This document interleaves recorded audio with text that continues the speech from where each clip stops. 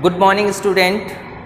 In last video lecture we will discuss about the various topics in redox chapter.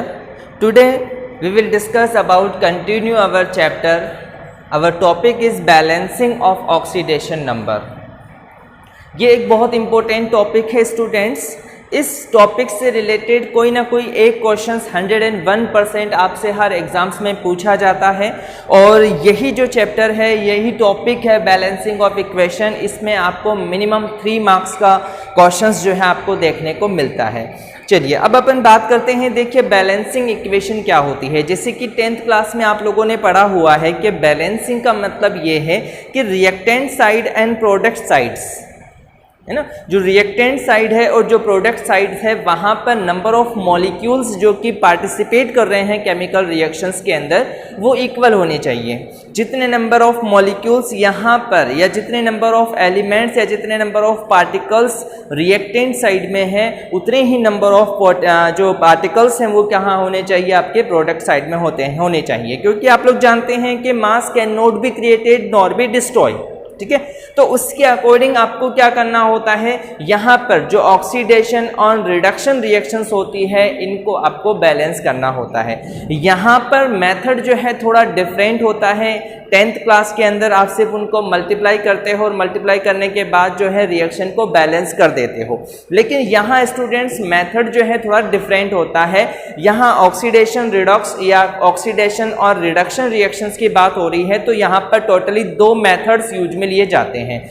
First जो method होता है उस method को अपन कहते हैं ऑक्सीडेशन नंबर मेथड और जो सेकंड नंबर होता है उसे अपन बोलते हैं इलेक्ट्रॉन ट्रांसफर या आयन एक्सचेंज मेथड. 2 मेथड होते हैं. ठीक है ना. तो फर्स्ट अगर अपन बात करते हैं स्टूडेंट्स ऑक्सीडेशन नंबर मेथड की. देखिए ऑक्सीडेशन नंबर मेथड जो है इसके अकॉर्डिंग आप लोग जानते हैं ऑक्सीडेशन नंबर का मीन्स क्या होता है. ऑक्सीडेशन नंबर अपन ने लास्ट टाइम पढ़ा हुआ है कि किसी भी कंपाउंड के अंदर जो उसके एलिमेंट्स हैं, जो उसके कंपोजिशंस हैं, उन कंपोजिशंस के अंदर उन एलिमेंट्स के ऊपर क्या वैलेंसी है, क्या चार्जेस हैं, वो कितने इलेक्ट्रॉन्स डोनेट कर रहा है, कितने इलेक्ट्रॉन्स को गेन कर रहा है, वो चीजें अपन जो है उसके अंदर स्टडी करते हैं और ऑक्सीडेशन नंबर को फाइंड भी करते हैं. अगर आप लोगों को ऑक्सीडेशन नंबर फाइंड करना नहीं आया है तो एक बार आप लोग जो है उस प्रीवियस वीडियो लेक्चर को जरूर देखें, आपको बहुत अच्छे से समझ में आ जाएगा.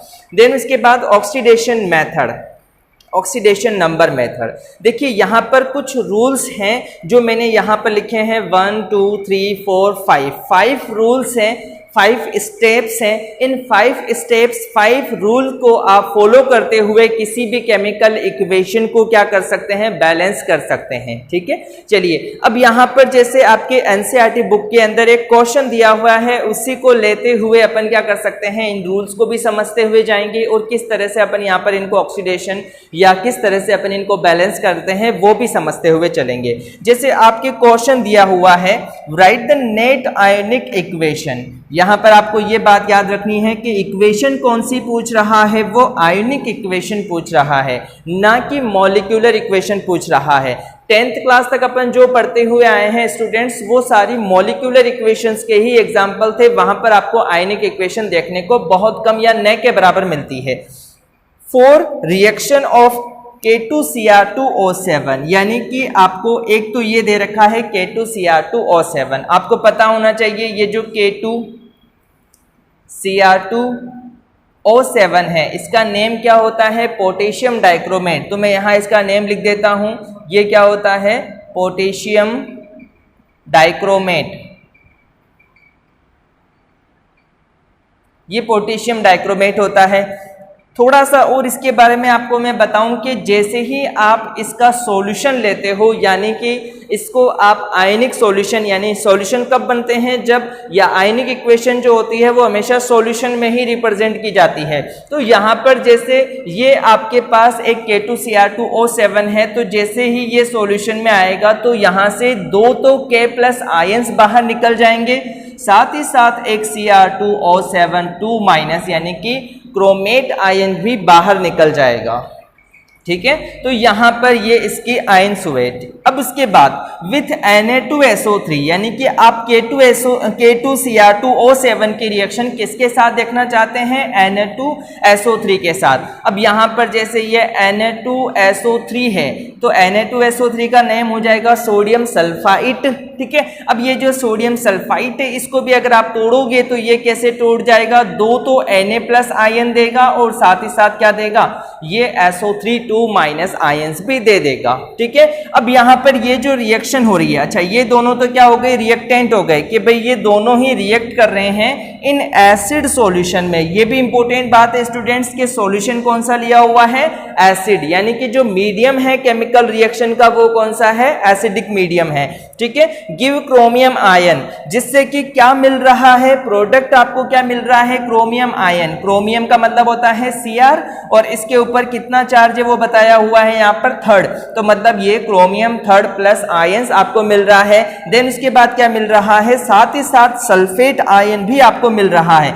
अब सल्फेट यानी कि SO4 और चार्ज क्या आ जाएगा 2-। तो ये एक आपके पास क्वेश्चन है जिसके अंदर आपको क्या करना है, इसकी इक्वेशन लिखनी भी है और इस इक्वेशन को लिख करके इसको बैलेंस भी करना है। आपसे मॉलिक्यूलर इक्वेशन नहीं पूछी गई है तो मॉलिक्यूलर फॉर्मूले की आपको रिक्वायरमेंट नहीं है, आपको इनके आयनिक फॉर्मूले की रिक्वायरमेंट है क्योंकि आयनिक इक्वेशन पूछी गई है। तो अब चलिए अपन बात कर लेते हैं इनमें अपन क्या जो है रूल्स फॉलो करेंगे और साथ ही साथ इसमें इसको अपन पढ़ते भी चलेंगे कि किस तरह से ये रिएक्शन को अपन बैलेंस भी कर रहे हैं। चलिए अब देखिए, सबसे पहला रूल है राइट स्केलेटल ऑफ इक्वेशन, यानी जो भी इक्वेशन है सबसे पहले आपको क्या करना है, उसका स्केलेटल बनाना है, उसका ढांचा तैयार करना है कि किस तरह के इसके कंपोनेंट्स हैं, कौन कौन से कंपोनेंट्स रिएक्टेंट साइड में हैं, कौन से कंपोनेंट्स प्रोडक्ट साइड में हैं। तो जैसा कि आपने देखा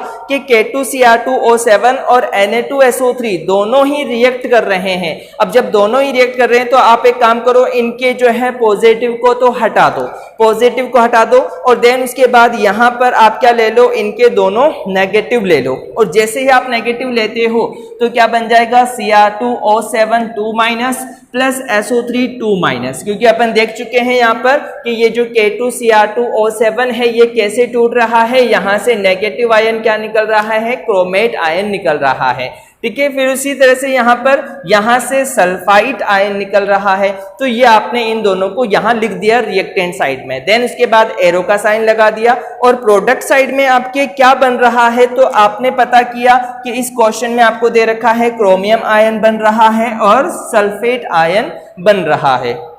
अब अगर अपन बात करते हैं, अब अगर अपन ये देखते हैं तो इसके जो प्रोडक्ट साइड है स्टूडेंट्स, वहां देखिए Cr3+ लिखा हुआ है और SO4 2- लिखा हुआ है, ठीक है। चलिए अब उसके बाद अब आगे की जो स्टेप है, ये तो आपके फर्स्ट स्टेप है जिसमें आपने इस क्वेश्चन को पढ़ा है और इस क्वेश्चन को पढ़ने के बाद आपने यहाँ पर इसका स्केलेटल बना दिया। अब देन उसके बाद अब आप क्या करते हैं, indicate the oxidation number. ON number का मीन्स यहाँ पर मैंने जो लिखा हुआ है, ये लिखा हुआ है O.NO, यानी कि oxidation number of each atom.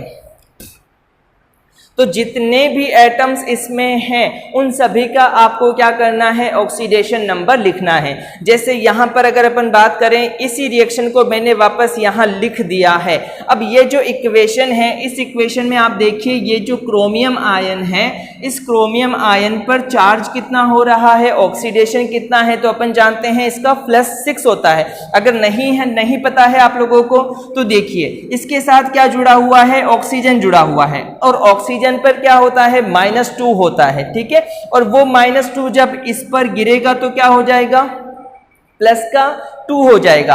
अब कितने ऑक्सीजन है, 7 ऑक्सीजन है, यानी 7 ऑक्सीजन इस पे गिर रहे हैं तो -2 × 7, यानी कि प्लस का कितना हो जाएगा, प्लस का हो जाएगा इसके ऊपर 14। अब ये जो प्लस का 14 है इसमें से आप क्या करोगे, इस माइनस के 2 को माइनस कर दोगे, तो प्लस का 14 माइनस 2 यानी कि प्लस का 12। अब 2 क्रोमियम, यहां पर कितना दिया हुआ है, क्रोमियम कितने दिए हुए हैं, 2, क्योंकि एक क्रोमियम अगर होता तो प्लस का 14 प्लस का 12 रहता, लेकिन यहां पर क्या है, यहां पर 2 क्रोमियम है, तो इसका मीन्स ये हुआ स्टूडेंट्स कि 12/2 करेंगे तो कितना आ जाएगा, प्लस का 6 आ जाएगा।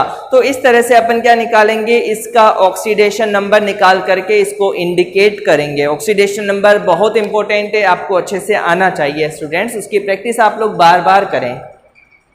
+6 जो है इसका ऑक्सीडेशन नंबर हो जाएगा। देन उसके बाद ये जो ऑक्सीजन है, इस ऑक्सीजन का ऑक्सीडेशन नंबर हो जाएगा -2, क्योंकि ये -2 जो है वैलेंसी को शो करता है।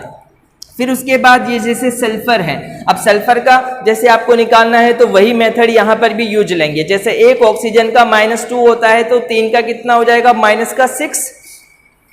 -6 जब इस पे गिरेगा सल्फर पे तो कितना हो जाएगा, +6। प्लस के 6 में से -2 को हटा देंगे तो कितना बचाएगा, +4। तो ये जो +4 हो जाएगा वो किसका हो जाएगा, सल्फर का हो जाएगा। और ऑक्सीजन का कितना होता है, यहाँ पर अपन ने लिख दिया -2। यानी हर एक एटम का आपको क्या करना है, उसकी ऑक्सीडेशन नंबर को इंडिकेट करना है सेकेंड स्टेप के अंदर। यहाँ पर जैसे क्रोमियम है तो इसके ऊपर जो चार्ज लगा हुआ है वही इसकी क्या हो जाएगी, ऑक्सीडेशन स्टेट हो जाएगी। इसी तरह से जैसे मैं यहाँ बात करूंगा तो इस सल्फर में देखिए कि इसका +6 हो गया है। क्यों +6 हो गया, क्योंकि अपन जानते हैं एक ऑक्सीजन का होता है -2, तो 4 का कितना हो जाएगा, -8। -8 में से ये जो -8 है जब ये सल्फर पे गिरेगा तो क्या हो जाएगा, +8 हो जाएगा। अब ये जो +8 है इसमें से -2 को हटा देंगे तो क्या बच जाएगा, +6। तो यहां इसका क्या हो जाएगा, +6 हो जाएगा। सेकेंड स्टेप तक क्लियर हुआ है स्टूडेंट्स। कि फर्स्ट स्टेप में आपने क्या लिखा है, स्केलेटल ऑफ इक्वेशन लिखा है, और वो जो इक्वेशन आपने लिखी है सेकेंड स्टेप के अंदर आपने उसी का जो ऑक्सीडेशन स्टेट है उनको आपने इंडिकेट कर दिया है, शो कर दिया है। देन उसके बाद थर्ड, अब थर्ड में आपको ये देखना है, identify the elements which undergoes change in oxidation number, ठीक है ना। देन उसके बाद मल्टीप्लाई। अब कैसे मल्टीप्लाई होगा, कैसे क्या होगा, इसको अपन बताते हैं। देखिए अब जैसे आप इस केमिकल इक्वेशन को देखिए, मैंने ये जो केमिकल इक्वेशन है बिल्कुल एग्जैक्ट इसी को वापस मैंने नीचे लिख दिया है कि भाई यहां पर ये वाली केमिकल इक्वेशन है, ठीक है। अब यहां क्या किया गया है, थोड़ा सा चेंज किया गया है। देखिए यहां मैंने 3 नहीं था, यहां 3 लगा दिया, यहां 3 नहीं था, यहां पर भी 3 लगा दिया है, ठीक है। अब ये कैसे लगाया है मैं उसको भी आपको एक्सप्लेन करता हूं। जैसे अब सबसे पहले आप देखिए यहां पर क्रोमियम जो है वो क्या है, +6 में है, और यहां अगर अपन बात करते हैं तो क्रोमियम कितना हो गया, +3 में हो गया। यानी यहां से यहां जाने पर ऑक्सीडेशन नंबर में क्या हुआ, चेंजेस आया है, तो मतलब यहां पर चेंजेस आ रहा है। पहली बात तो ये आपको देखना है। दूसरी बात देखिए यहां पर ये सल्फर है, ये किस पर है, +4 पर है,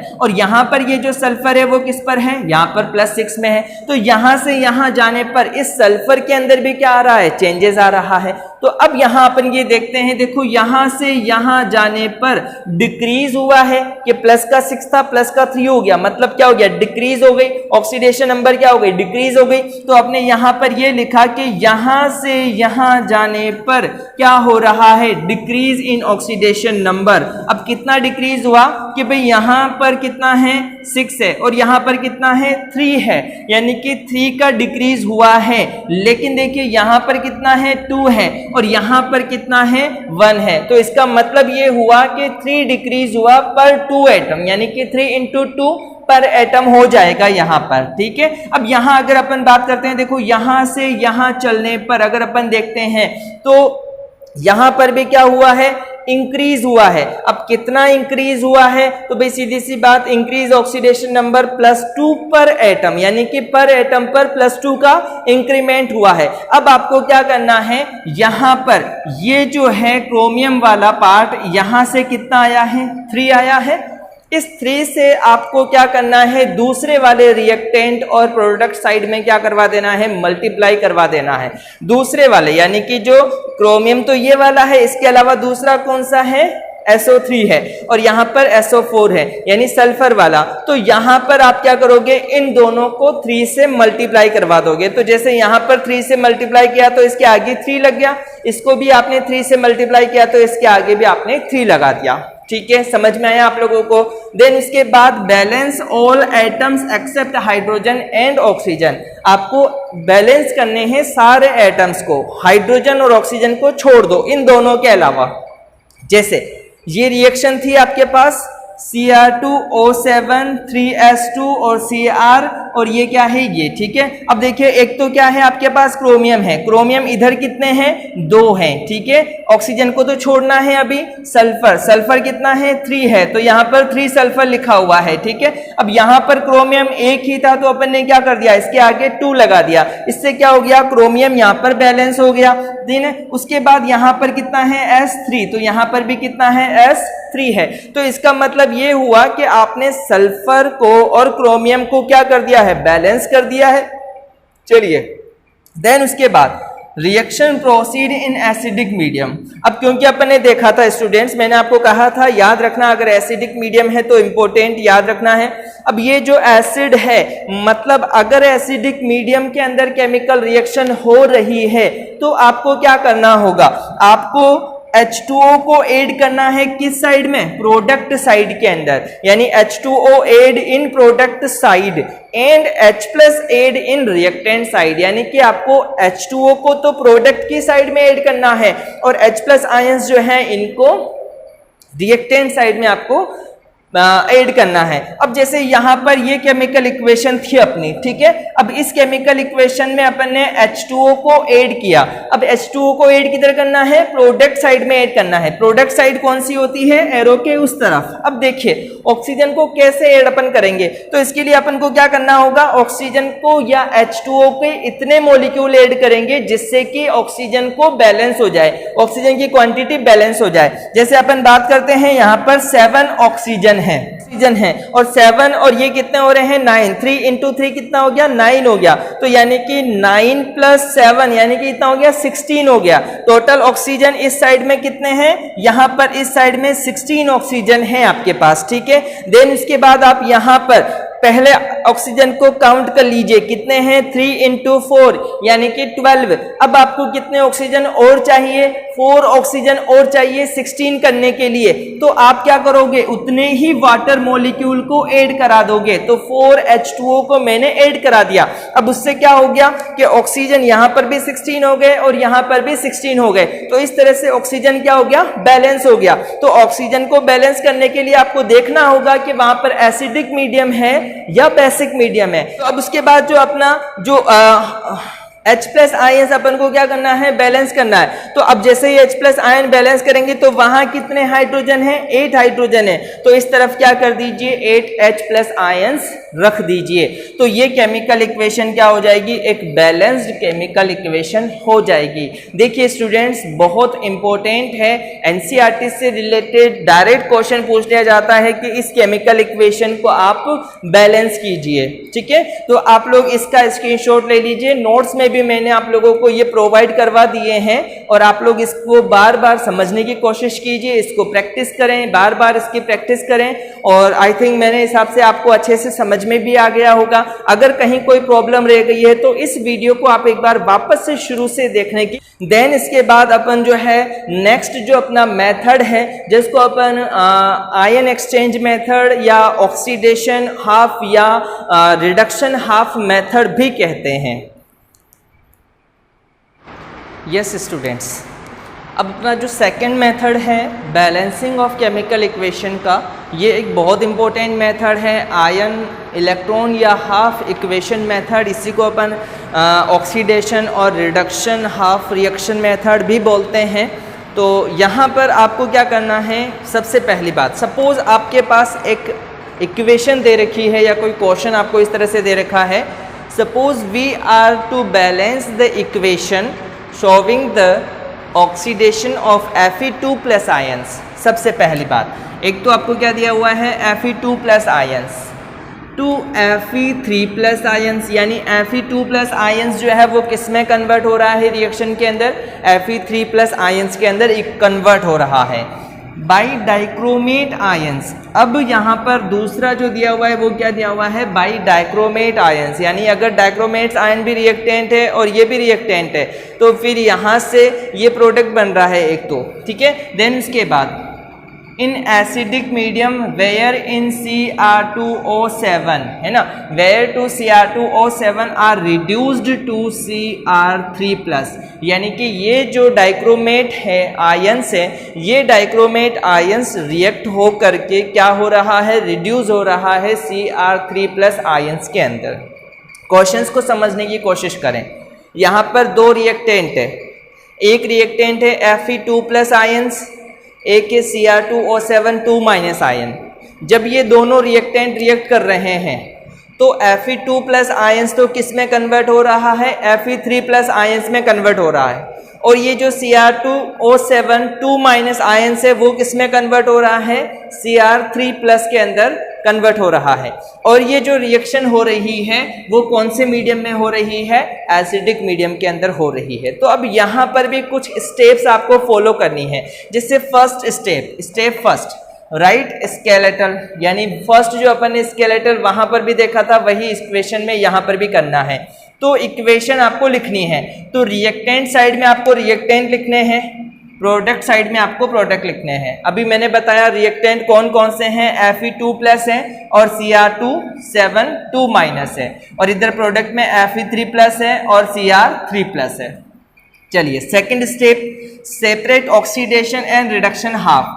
इस रिएक्शन को देखते हुए आपको ये सेपरेट करना है कि इसमें ऑक्सीडेशन हाफ रिएक्शन कौन सी है और रिडक्शन रिएक्शन हाफ कौन सी है। तो जैसे अगर अपन बात करें ऑक्सीडेशन हाफ, तो आप देखिए अगर अपन बात करते हैं यहाँ से यहाँ जाने पर Fe की जो ऑक्सीडेशन स्टेट है वो इंक्रीज हो रही है। तो अगर कहीं पर ऑक्सीडेशन स्टेट इंक्रीज होती है तो मतलब वहाँ क्या हो रहा है, ऑक्सीडेशन हो रहा है। तो अपन यहाँ क्या लिख सकते हैं कि ये जो Fe2+ आयंस है वो किस में कन्वर्ट हो रहा है, Fe3+ आयंस में। तो ये तो क्या हो गई, इस इक्वेशन के अंदर से ऑक्सीडेशन हाफ रिएक्शन हो गई। देन उसके बाद जो बचा है वो किस में आ जाएगा, सेकंड वाले में, यानी रिडक्शन हाफ के अंदर। अब देखिए रिडक्शन हाफ में आप देखिए यहाँ जो क्रोमियम है, इस क्रोमियम की ऑक्सीडेशन स्टेट, अभी इससे पहले वाले एग्जांपल में भी अपने यही लिया था, उस टाइम पर देखा था इसकी +6 आती है, और +6 ऑक्सीडेशन स्टेट रिएक्ट करने के बाद +3 में कन्वर्ट हो रही है, यानी ऑक्सीडेशन स्टेट जो है वो डिक्रीज हो रही है। तो ऑक्सीडेशन स्टेट जहां डिक्रीज होती है वो क्या कहलाता है, रिडक्शन। तो यहां पर ये क्या हो जाएगा, ये हो जाएगा Cr2O7 2- और यहां पर क्या बन रहा है, Cr3+ बन रहा है।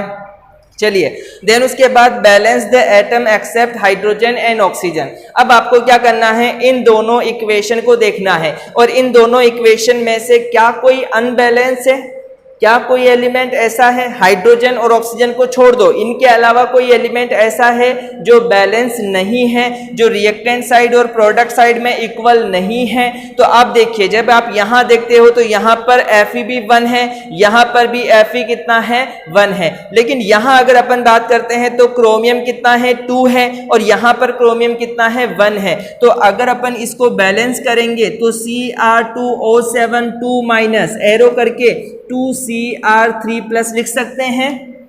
इस तरह से यहां पर क्रोमियम क्या हो जाएगा, बैलेंस हो जाएगा। देन उसके बाद नेक्स्ट स्टेप क्या है, balancing oxygen in acidic medium, so add H2O and H+ ion. अभी अपन ने बात की थी कि अगर आपको ऑक्सीजन को बैलेंस करना है तो क्या करना होगा, अगर मीडियम कौन सा है, एसिडिक है, तो प्रोडक्ट साइड में आपको क्या ऐड करने हैं, H2O ऐड करने हैं, और रिएक्टेंट साइड में आपको क्या ऐड करना है, H+ आयंस ऐड करने हैं। चलिए अब देखिए यहां पर तो ऑक्सीजन है नहीं, तो इसे तो अपन छोड़ देते हैं, बचा क्या अपना, केवल ये बचा हुआ है।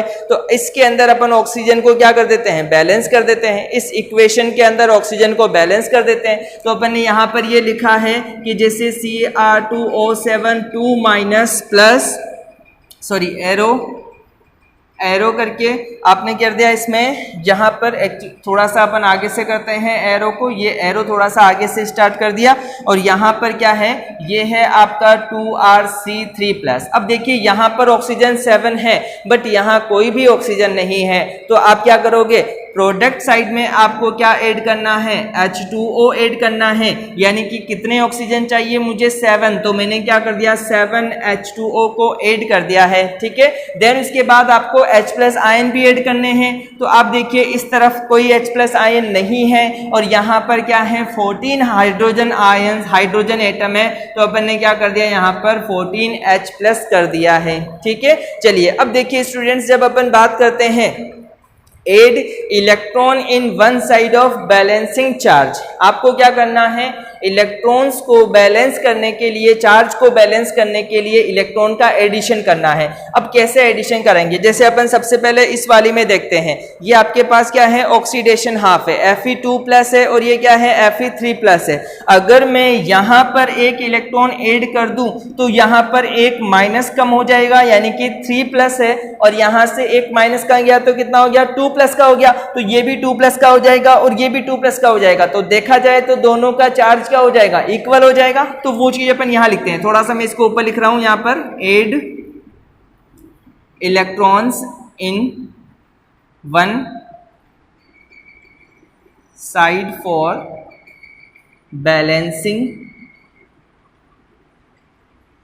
चार्ज, चार्ज को बैलेंस करने के लिए अपन इलेक्ट्रॉन्स को ऐड कर रहे हैं। अब मैंने इसको इरेज कर दिया यहां से। अब देखिए सबसे पहले आपको क्या करना है, ये जो Fe है इसका अपन ऐसा लिख सकते हैं, ये Fe2+ है और ये क्या हो जाएगा Fe3+ प्लस कितना हो जाएगा, एक इलेक्ट्रॉन मैंने यहाँ पर इसको ऐड कर दिया है, ठीक है। अच्छा, अब इसी तरह से अपन ये वाली जो इक्वेशन है, इस इक्वेशन के अंदर Cr2O7 2- प्लस 14H+, अब यहाँ पर 6 इलेक्ट्रॉन को आपको ऐड करना है, 6 इलेक्ट्रॉन को ऐड करेंगे और देन उसके बाद यहाँ क्या हो जाएगा, ये 2Cr3+ प्लस 7H2O हो जाएगा, ठीक है। तो इस तरह से यहाँ पर क्या हो जाएंगे, इलेक्ट्रॉन्स जो है वो बैलेंस हो जाएंगे, यहाँ पर भी चार्ज इक्वल हो जाएगा, यहाँ पर भी चार्ज जो है वो इक्वल हो जाएगा, ठीक है। चलिए अब देखिए यहाँ पर क्या होगा, सबसे पहली बात, अब इस इक्वेशन के अंदर तो 6 इलेक्ट्रॉन है, बट इसके अंदर इलेक्ट्रॉन जो है केवल 1 ही है, तो इन दोनों को आपको क्या करना है, इक्वलाइज करना है। To equalize electron in both equation, दोनों ही इक्वेशन के अंदर आपको क्या करना है, इक्वलाइज करना है। तो अब जैसे ही आप इसको इक्वलाइज करोगे तो मतलब ये जो पूरी केमिकल इक्वेशन है, ये वाली पूरी इक्वेशन, इस पूरी इक्वेशन को आप मल्टीप्लाई बाय 6 कर दोगे, तो जैसे ही आप मल्टीप्लाई बाय 6 करोगे तो यहां पर क्या आ जाएगा, ये आ जाएगा 6 Fe2+ और फिर एरो आ जाएगा, देन उसके बाद यहां पर ये क्या आ जाएगा 6 Fe3+ प्लस 6 इलेक्ट्रॉन आ जाएगा, ठीक है। जस्ट उसके बाद आप ये इक्वेशन भी लिखेंगे यहां पर Cr2O7 2- plus 14H+ plus 6 electron arrow 2Cr3+ plus 7H2O। अब देखिए यहाँ 6 इलेक्ट्रॉन है, यहाँ पर भी 6 इलेक्ट्रॉन है, ये एक दूसरे को कैंसिल आउट कर देंगे और देन उसके बाद इनको आपको सिंपली सिर्फ ऐड करना है, और जैसे ही अपन ऐड करेंगे तो ये इक्वेशन क्या हो जाएगी, बैलेंस इक्वेशन हो जाएगी। अब देखिए जैसे यहाँ पर अगर अपन ये कहें तो ये Fe2+ है वो कितना है 6 है प्लस, अब उसके बाद यहाँ आगे कोई है नहीं तो ये वाला लेंगे अपन, ये लेंगे तो ये हो जाएगा Cr2O7 2- प्लस हो जाएगा यहाँ पर 14H+, देन उसके बाद एरो आ जाएगा, यहाँ पर पहले कौन है, ये है 6 Fe3+ प्लस उसके बाद यहाँ पर ये आ जाएगा 2Cr3+ प्लस 7H2O। तो ये इक्वेशन क्या हो जाएगी, एक बैलेंस्ड केमिकल इक्वेशन हो जाएगी। तो इस तरह से स्टूडेंट्स अपन ने ये देखा है कि किस तरह से आप इक्वेशंस को बैलेंस कर सकते हैं। एनसीईआरटी बुक के अंदर और भी आपके कुछ एग्जाम्पल्स दिए हुए हैं, आप उनकी प्रैक्टिस करें, और इनसे रिलेटेड अगर कोई प्रॉब्लम आपको रहती है, कोई क्वेश्चंस आपका रह जाता है, तो आप लोग मुझसे व्हाट्सएप पर कांटेक्ट कर सकते हैं।